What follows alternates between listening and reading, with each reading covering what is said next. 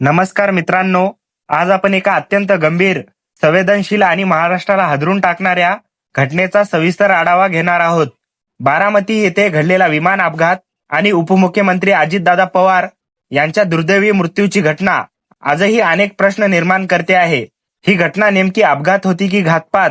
आजच्या या व्हिडिओमध्ये आपण उपलब्ध माहितीच्या आधारे संपूर्ण प्रकरण समजून घेण्याचा प्रयत्न करणार आहोत. म्हणून व्हिडिओ शेवटपर्यंत नक्की पहा, जेणेकरून तुम्हाला संपूर्ण माहिती मिळेल. मित्रांनो, पहिली धक्कादायक बातमी. 28 जानेवारीच्या सकाळी अचानक एक बातमी समोर आली. बारामतीत उपमुख्यमंत्री अजित पवार यांच्या विमानाचा अपघात झाल्याची. सुरुवातीला सांगण्यात आले की ते गंभीर जखमी आहेत, पण काही वेळातच आलेल्या दुसऱ्या बातमीने संपूर्ण महाराष्ट्र हादरला. अजित पवार यांचा दुर्दैवी मृत्यू झाला होता. मित्रांनो, आता जाणून घेऊया अपघाताबाबतचे सुरुवातीचे कारण. प्राथमिक माहितीनुसार बारामती परिसरात दाट धुके होते. रनवे लहान होता आणि इन्स्ट्रुमेंट लँडिंग सिस्टीम उपलब्ध नव्हती, म्हणून वैमानिकाला विमान हाताने उतरावं लागत होतं. पहिल्या प्रयत्नात रनवे न दिसल्यामुळे विमान वर नेण्यात आलं आणि दुसऱ्या प्रयत्नात ही दुर्दैवी घटना घडली, असं सांगण्यात आलं. पण ही माहिती अनेकाच्या मनाला पटणारी नव्हती. मित्रांनो, आता जाणून घेऊया सीसीटीव्ही फुटेज आणि वाढता संशय. यानंतर समोर आलं एक सीसीटीव्ही फुटेज. धावपट्टीजवळ एका पेट्रोल पंपाच्या कॅमेऱ्यात संपूर्ण घटना कैद झाली होती. या फुटेजमध्ये दिसतं की विमान रनवेच्या दिशेने येत असताना अचानक त्याचा समतोल बिघडतो. उजवा पंखा जमिनीकडे झुकतो आणि काहीच सेकंदात मोठा स्फोट होतो. हे दृश्य पाहिल्यानंतर अपघाताबाबतचा संशय आणखी गडद झाला. मित्रांनो, आता जाणून घेऊया आदल्या रात्री काय घडलं.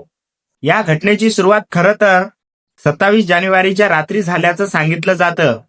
त्या रात्री विमानाच्या मेंटेनन्स ठिकाणी काही हालचाली झाल्याचा अंदाज व्यक्त केला जात आहे.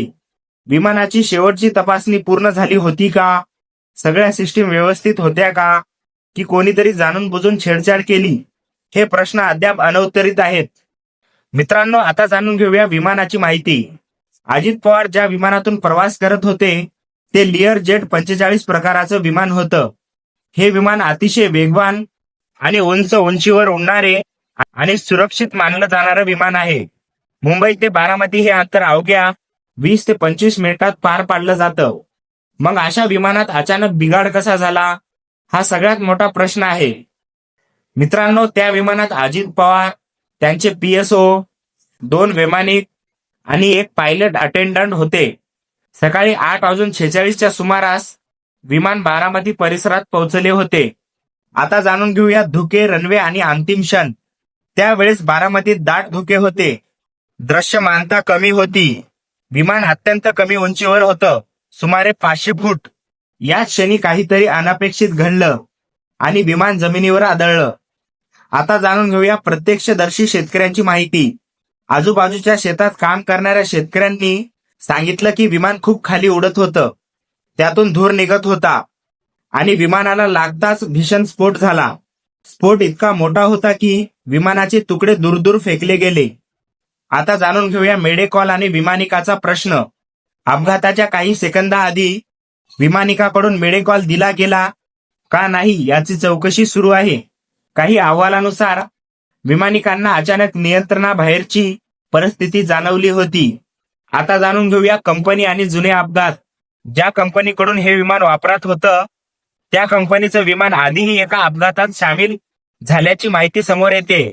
मग अशा कंपनीला VIP ड्युटी देण्यात आली का, हा देखील प्रश्न उपस्थित केला जात आहे. DGCA रिपोर्ट आणि चौकशी.